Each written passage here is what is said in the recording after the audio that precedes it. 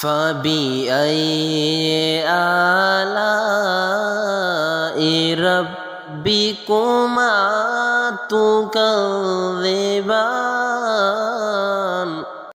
الرحمن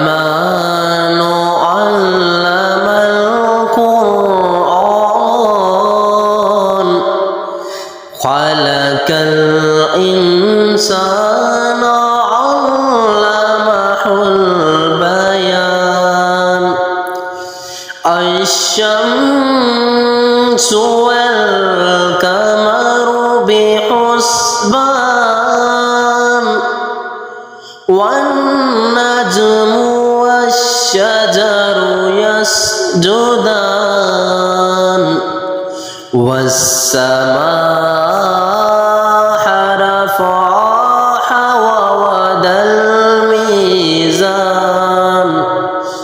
الله تطغوا في الميزان وأقيموا الوزن بالقسط ولا تخسروا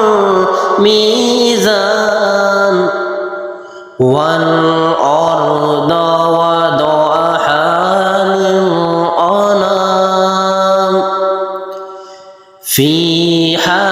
فاكهة ونخل ذات الأكمام والحب ذو العصف والريحان فبأي آلاء ربكما تكذبان خلق الإنسان من صلصال كالفخار وخلق الجن من مارج من نار فبأي آلاء ربكما تكذبان رب المشرقين ورب المغربين فبأي آلاء ربكما تكذبان مرج البحرين يلتقيان بينهما برزخ لا يبغيان فبأي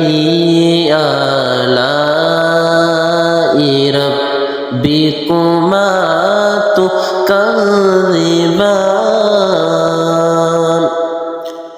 يخرج منهما اللؤلؤ والمرجان فبأي آلاء